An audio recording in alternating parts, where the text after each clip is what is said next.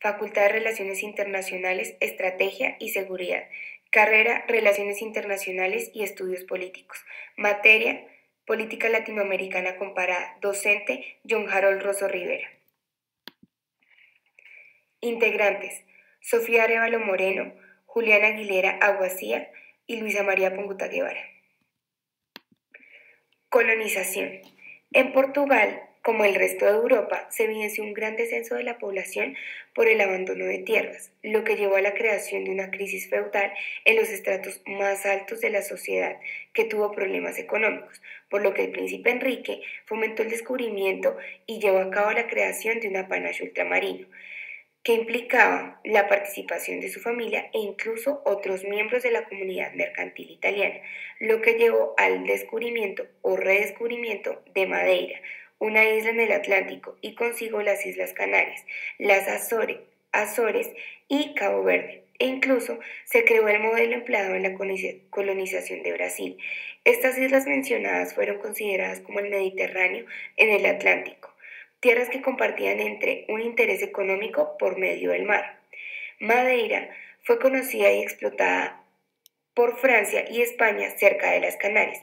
Fue esta explotación dirigida por el asentamiento y la agricultura. El 1 de mayo, la flota Cabral llegó a India bajo el mando de Gaspar de Lemos para decidir su gran descubrimiento y el valor estratégico para Portugal como estación de paso para las flotas hacia la India, lo que llevó a una siguiente exploración, a lo que dijeron que encontraron árboles de palo Brasil, cañafístulas y otros prodigios naturales. El segundo viaje logró establecer la ruta marítima entre Portugal y Brasil para el resto del periodo colonial.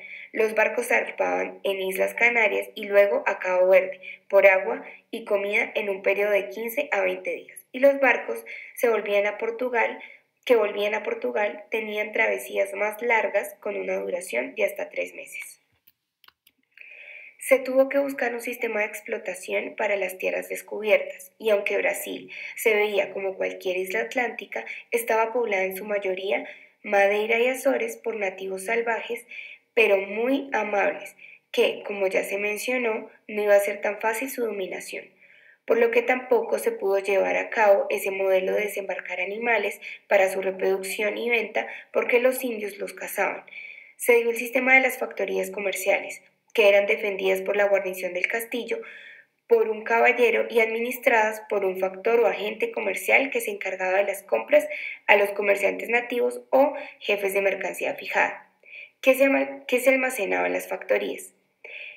Productos como palo Brasil, monos, esclavos y loros. Es importante resaltar que no hubo muchos documentos de los viajes, pero sí una de la expedición Bretoa 1511.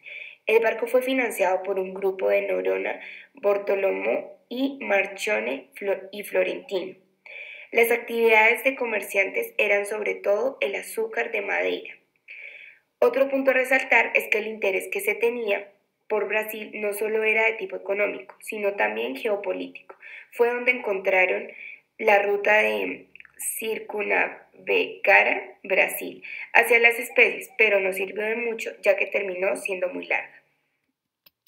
El periodo de asentamiento de propietarios. Se hicieron concesiones a un grupo principal de 12 propietarios que iban desde soldados de fortuna hasta burócratas, incluyendo un historiador humanista de alta distinción intelectual. Para nadie era sorpresa que estos no pertenecieran a la nobleza, ya que lo que importaba es que fueran letrados. Los 12 concesionarios recibieron 14 puestos de capitanía en 15 lotes. Una capitanía tenía 2 secciones y 2 concesiones tenían 2 capitanías cada una. Por otra parte, el señor que podemos ver en la imagen, Coelho, recibió la capitanía de Pernambuco como una posesión hereditaria, de la que él, como sus sucesores, serían capitanes y gobernadores.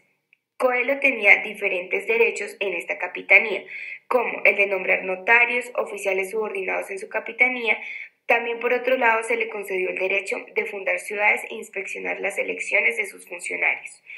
Coelho se convirtió en el señor de la tierra. Para el siglo XVI solamente 10 capitanías habían sido establecidas. De estas 16 se puede decir que solamente 2 eran genuinamente prósperas. Esto debido a las aptitudes de cada uno de sus capitanes. Por un lado, Duarte Coelho se destacó en Pernambuco, como no sucedió con Francisco Pereira en Bahía. Sin embargo, la capacidad o la presencia del capitán puede que no haya sido el factor decisorio, ya que Coelho nunca se presentó en su concesión. Era más importante, evidentemente, el carácter del donatario, era la capacidad para atraer a los colonos y el capital necesario para conseguir el éxito y someter a los indios locales. Durante el periodo de las factorías, las relaciones portuguesas con los indios se mantuvieron estables y pacíficas, debido a que los portugueses proveían a los indios con todos los aparatos tecnológicos y alimentos que requerían para sus labores. El problema vino después cuando los derechos de los indios fueron violados sobre sus tierras, debido a que los portugueses querían obligar a los indios varones a realizar trabajo de tierra al cual no estaban acostumbrados, teniendo en cuenta que siempre eran las mujeres las que desarrollaban y esta vez era forzoso y de horarios muy extensos. Pero los portugueses necesitaban la mano de obra india, ya que no bastaba con la población que ellos tenían. El establecimiento del gobierno real. La decisión de la corona al enviar un gobernador real a Brasil no se proponía abolir las concesiones donatarias. Más bien, lo que el rey intentaba era recuperar parte de la autoridad que generosamente había concedido en un tiempo en el que los recursos se agotaron y buscaba un rápido fomento de estos. Por otro lado, Tomé de Sousa, en primer lugar, estaba encargado de defender las capitanías más débiles de posibles ataques y revitalizar las que estaban fallando. La amenaza francesa persistía y las capitanías debilitadas por los ataques indios eran los primeros objetivos para un posible asentamiento francés. En segundo lugar, naturalmente la corona quería incrementar sus rentas desde Brasil. Ahora bien, en un principio, los indios fueron considerados como adecuados para la dominación y conversión. Ahora resultaba esto ser un obstáculo frustrante. La organización social tupí no encajaba en ninguna de las categorías de los portugueses y estos no la podían entender. De aquí la confusión e indecisión de la corona para definir un estatus a los indios. De modo que gradualmente se desarrolló en Brasil, como en el Imperio Español, la distinción definitiva entre los indios pacíficos y los indios bélicos, contra los que solo funcionaba la guerra para librarse. La mano de obra india era fundamental para el desarrollo de la industria y solamente los esclavos podrían proporcionar a los trabajadores necesarios. Es por esto que el rey eligió a los jesuitas como sus agentes para convertir a los indios y pacificar. Posterior a que Mendoza firmara el decreto de guerra en contra de los Caete, vino otra crisis que mermó la población de indios y azotó la colonia, la enfermedad. Primero, en 1562 atacó a los indios en el área de Bahía. Segundo, en 1563 fue más extendida. Entre ambas oleadas acabaron un poco menos de la mitad de la población india. El número de las aldeas se vio reducido de 11 a 5 y el hambre que siguió a estas plagas obligó a los indios a venderse a sí mismos o a sus parientes como esclavos para poder alimentarse y subsistir. Los anteriores hechos lograron llamar la atención de la corona, para que por fin centrara su atención en la población india. Gracias a esto, en 1570, el rey Sebastián expide la ley sobre el estatus de los indios, en la cual se aclaran condiciones para que los indios puedan ser esclavizados y se regula el sistema de resgate. Esto era una práctica en la cual los prisioneros de las guerras intertriviales eran tomados como esclavos vitalicios. Fue declarado ilegal. La ley causó más problemas de los que intentó solucionar, por lo cual fue revocada y reemplazada en 1574 por un nuevo código con el cual los resgates estaban permitidos de nuevo, y en el cual estipulaba que todos los esclavos tenían que estar registrados en una aduana. Todo lo anterior significó el destrozo de la cultura y sociedad india, dando paso a la sociedad colonial estructurada que deseaba la corona portuguesa. Los franceses también se interesaron en colonizar Brasil, por lo que eran una amenaza para los portugueses.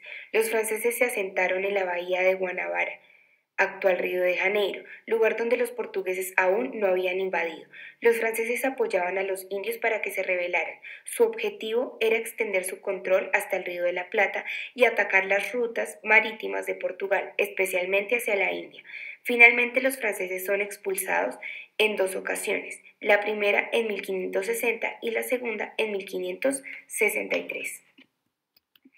La conquista portuguesa ya había pasado por sus peores etapas, por lo que al fin llega el primer gran ciclo económico, que se basó en la expansión de la industria azucarera con el consiguiente crecimiento de población y desarrollo social. Entre 1570 y 1585 se empiezan a estudiar las capitanías una a una. Durante este periodo existen 8 capitanías, de las cuales 3 estaban en ascenso, otras 3 en decrecimiento y las 2 restantes se mantenían a un ritmo estable. Las demás capitanías habían sido abandonadas. Entre este periodo, la población blanca pasó de 20.760 a 29.400 habitantes y durante el mismo periodo los ingenios azucareros crecieron de 60 a 120. La corona portuguesa finalmente había encontrado sus recompensas, no tanto en el ámbito económico, sino en el referido al estatus y prestigio. Por su atención, muchas gracias.